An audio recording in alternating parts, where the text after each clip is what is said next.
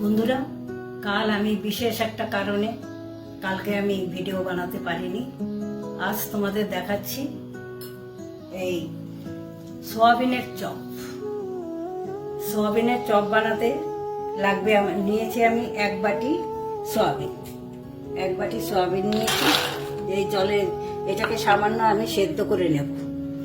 আর উপকরণ,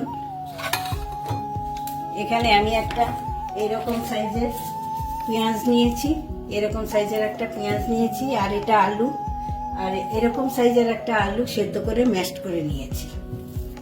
আর লাগবে আমার ডিম, এটা একটা ডিম লাগবে। সেদ্ধটা হয়ে গেলে তারপর দেখাচ্ছি কি করে বানাই। এটা একদমই অল্প সেদ্ধ না, একটু গরম জলে একবার ফুটবে কি ফুটবে না তখনই এটাকে বন্ধ করে দিতে হবে আর ভালো করে ধুয়ে নিতে হবে। ধুয়ে নিয়ে এবার জলটা ভালো ফেলে দিয়ে ভালো করে আমি ধুয়ে নেব।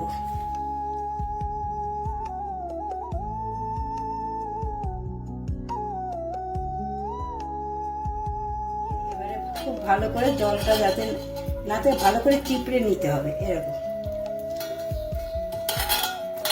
এরকম চিপড়ে নেব। এবারে আমি এটাকে গ্রাইন্ড করে নেব।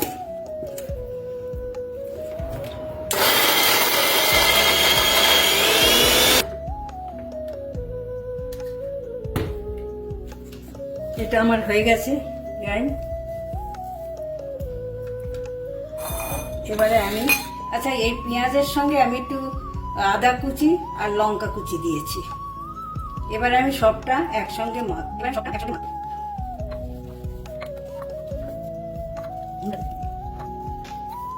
এর মধ্যে একটু পরিমাণ মতন নুন দিলাম। এবার এই মিশ্রণটাকে আমি একটু তেলে ভেজে নেব, অল্প তেল, বেশি না। আমি ভেজে নেব, পুরটা বানিয়ে নেব। এর মধ্যে দেব একটু হলুদের গুঁড়ো অল্প, আর একটু লঙ্কার গুঁড়ো।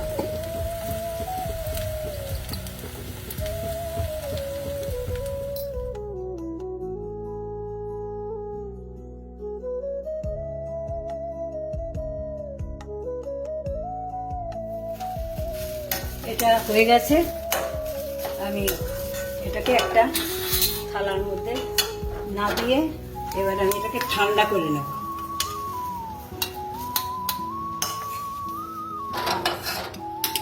ঠান্ডা করে তারপরে বানাবো। যেটা হয়ে গেছে এবারে এটাকে এর সঙ্গে আমি একটুখানি ধনেপাতা কুচি দিলাম আর 1 চামচ গরম মশলার গুঁড়ো। আর আমি এর আগে একটু চিনি দিয়েছি, 1 চামচ চিনি দিয়েছি। এবার এটাকে ভালো করে মেখে নেব। চপগুলো বানানোর আগে একটু কড়াতে তেল দিয়ে দিচ্ছি। তেলটা আস্তে আস্তে হোক। ডিম নিয়েছি আমি, এই ডিমটাকে আমি ভেঙে করে নেব। এটা ডিম ছাড়াও হয়, তাই যারা নিরামিষ খাবে তারা ডিম ছাড়াও করতে পারবে। আমি চপটা বানিয়ে নিচ্ছি। আকৃতি যে যেরকম পারো করে নেবে, এটা কোনো বাধ্যবাধকতা নেই, এরকমই করতে হবে। আমি নিয়েছি লেবু বিস্কুটের গুঁড়ো। এটার সঙ্গে আমি একটু এটা ভিজিয়ে নিয়ে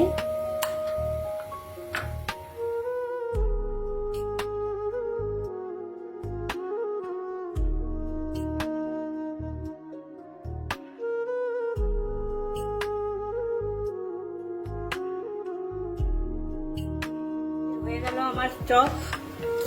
আমি ডবল কোট করে কিন্তু ভেজেছি ডিমের মধ্যে। হয়ে গেল সোয়াবিনের চপ। এটা মুড়ির সঙ্গে সকালবেলা ব্রেকফাস্ট কিংবা বিকেলে চায়ের সাথে খেতে খুব ভালো লাগবে। আর আমি বানালাম আমার মতন করে, সহজ পদ্ধতিতে। তোমরাও বানিয়ে খাবে, ভালো লাগবে।